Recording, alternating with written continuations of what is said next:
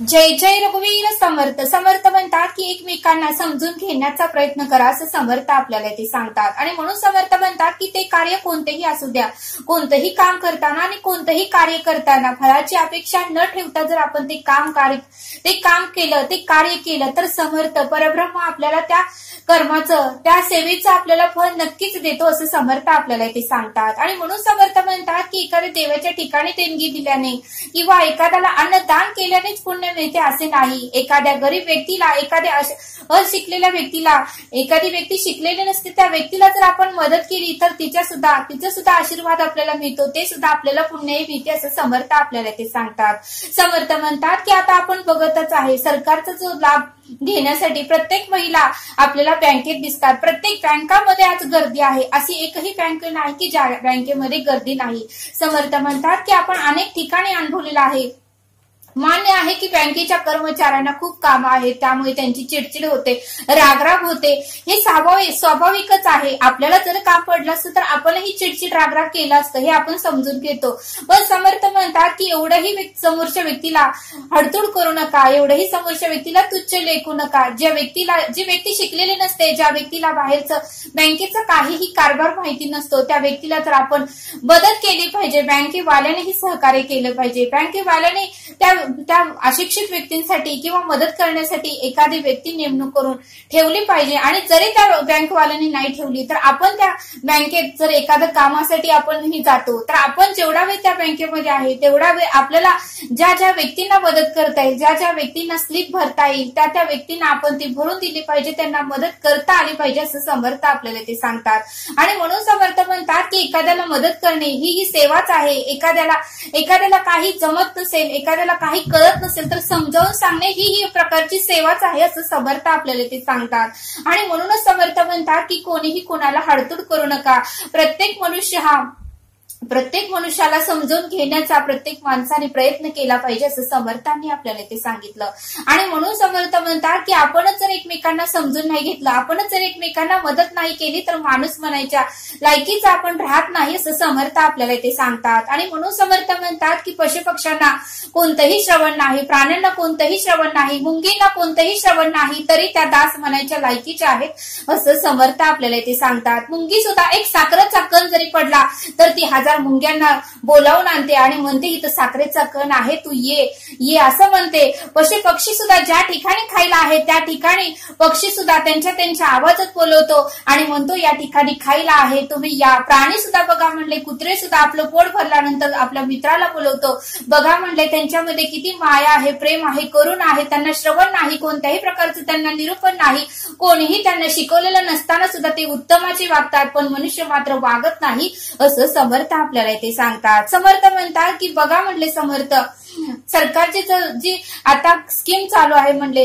प्रत्येक महिलाने फॉर्म भरला आहे. जर अशिक्षित महिला असते, तिला माहितीही नसतं, तरी एकमेक मैत्रिणी एकमेकाला सांगत नाही की मी फॉर्म भरला आहे, माझ्या खात्यावर पैसे आले आहेत किंवा नाही. जरी भरला आहे तर मी भरला नाही असं सरळ सांगते म्हणले. बघा म्हणले समर्थ म्हणजे माणसामध्ये कशी भावना आहे, कसा माणसाचा स्वभाव आहे असं समर्थ आपल्याला ते सांगतात. आणि म्हणून समर्थ म्हणतात की आपल्यापेक्षा प्राणी बरे, आपल्यापेक्षा मुंग्या बऱ्या आणि आपल्यापेक्षा पशु पक्षी बरे की ज्यांना श्रवण नसतानाही ते उत्तमाचं कार्य करतात आणि उत्तमाचं कर्म करतात आणि उत्तमाचं वागतात असं समर्थ आपल्याला ते सांगतात. आणि म्हणून समर्थ म्हणतात की जेवढे आपल्याला मदत करता येईल, कुठल्याही क्षेत्रात असू द्या, बँकिंग क्षेत्रामध्ये असू द्या, कुठल्याही महानगरपालिकेत असू द्या, कुठेही जर अशिक्षित महिला असेल, तिला शिक्षण नसतं, त्यावेळेस आपणही त्या व्यक्तीला मदत केली पाहिजे, तिला समजावून सांगितलं पाहिजे, तिला स्लिप भरून देता आली पाहिजे असं समर्थ आपल्याला ते सांगतात.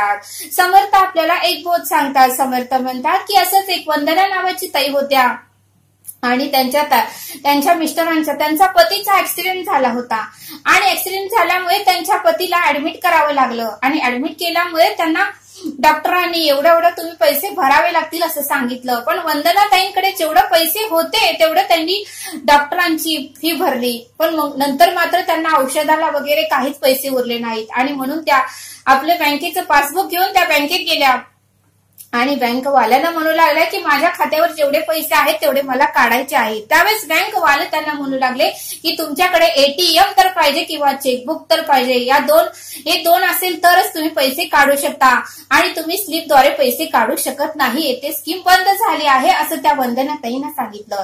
वंदनाताई कधी घराच्या बाहेर पडल्या नाही, सगळा व्यवहार त्यांचा पती बघत होता। त्यांना लिहिता येत नव्हतं, त्यांना वाचता येत नव्हतं, त्या शिकलेल्या नव्हत्या, शिक्षित होत्या, त्यांना काहीही बँकेचे व्यवहार माहिती नव्हते, पण त्यांचं टेन्शन एवढं त्यांना होतं की त्यांचा पतीही ऍडमिट होता आणि बाहेर त्यांच्याकडे कुणी मदत ही त्यांनी भरपूर जणांकडे मागितली, नातेवाईकांकडे मागितली, मैत्रिणीकडे मागितली, पण कोणीही त्यांना मदत केली नाही आणि शेवटी त्या निराश होऊन बँकेत आल्या आणि बँकेची लोकही असं म्हणू लागल्या, त्यामुळे त्या निराश झाल्या आणि त्या तेथेच खुर्चीवर बसून रडू लागल्या, कारण त्यांना काय करावं कळतच नव्हतं, कारण पैसेही त्यांना मिळत नव्हते, तिकडं पतीही ऍडमिट होता आणि पैसे तर भरल्याशिवाय आणि पतीला सुद्धा औषधं तर कशी नेऊन द्यायची याचं त्यांना टेन्शन होतं आणि त्या रडत होत्या।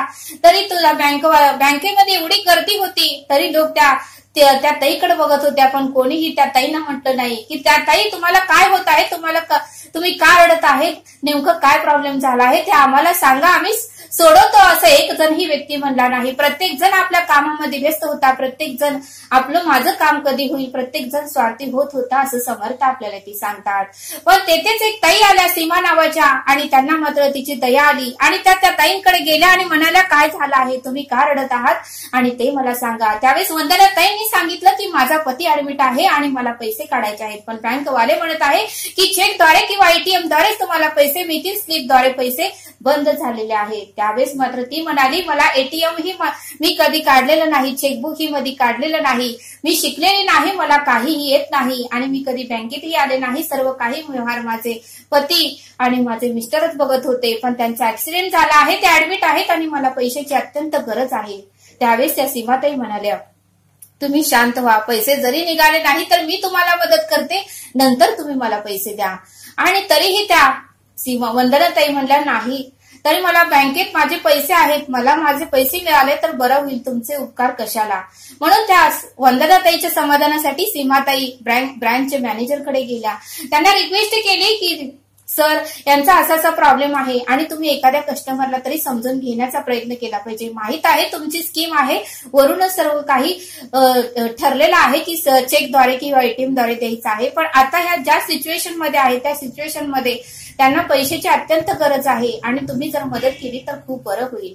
त्यावेळेस त्या ब्रँचच्या मॅनेजरलाही त्या ताईंनी रिक्वेस्ट केल्यामुळे त्यांनीही होकार दिला आणि मग तर त्या ताईंना स्लिप भरून त्यांना पैसे, वंदनाताईंना पैसे मिळाले आणि मग मात्र वंदनाताईंनी त्या सीमाताईंचे खूप आभार मानले। सीमाताई म्हणाल्या की अहो रडू नका, तुम्ही माझ्या बहिणीसारखे आहात, जरी ह्यांनी पैसे दिले नसते तर मी तुम्हाला स्वतः पैसे देते आणि पैसे दिले असते, पण तुम्ही आता नाही म्हणत आहात आणि म्हणूनच मी आज या ब्रँचच्या मॅनेजरकडे भेटायला आले, पण तुम्ही काहीही काळजी करू नका, जरी तुम्हाला हे पैसे जरी पुरले नाहीत आणि जरी तुम्हाला पैशाची गरज लागली तर माझा फोन नंबर तुम्ही लिहून घ्या आणि जेव्हा केव्हा तुम्हाला पैशाची गरज वाटेल तेव्हा तुम्ही मला फोन करा आणि जेव्हा तुमच्याकडे पैसे येतील तेव्हा तुम्ही मला पैसे द्या। बघा म्हणले समर्थ, या बोधातून आपल्याला हे शिकायला मिळतं की कोणी अडचणीत असेल आणि कोणी जर दुःखात असेल, कोणी जर कष्टात असेल, कोणी जर वेदनेत असेल तर आपण स्वतःहून त्या व्यक्तीला विचारलं पाहिजे, त्या व्यक्तीची मदत केली पाहिजे।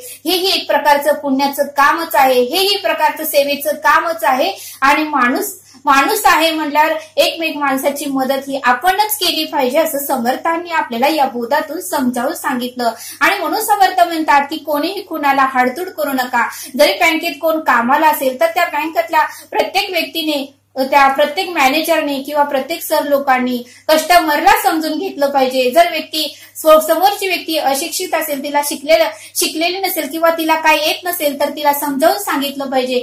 लई आपला 5 मिनिटं वेळ वाया जाईल हो, पण समोरच्या व्यक्तीला किती दुःख होईल हे तुम्ही जरा समजावून घ्या असं समर्थ आपल्याला इथे सांगतात। आणि म्हणून समर्थ म्हणतात की चराचरामध्ये, सृष्टीमध्ये, पशु पक्ष्यांमध्ये, प्राण्यांमध्ये, मुंग्यामध्ये ईश्वर भरून व्यापलेला आहे. ईश्वर आपण मंदिरात शोधायला जातो, पण समर्थ म्हणतात की मंदिरात शोधू नको, ईश्वर हे मनुष्याच्या रूपातच आहे. जर ईश्वराला प्रसन्न करायचं असेल तर अगोदर मनुष्याला प्रसन्न कर, अगोदर मनुष्याला आनंद दे, प्रत्येक व्यक्तीला आनंद देण्याचा प्रयत्न कर, मग ईश्वर तुझ्यावर प्रसन्न झाला हे तू 100% समजून घे, असं समर्थांनी आपल्याला इथे सांगितलं. तरी आता आपण येथे थांबू. धन्यवाद. जय सद्गुरु.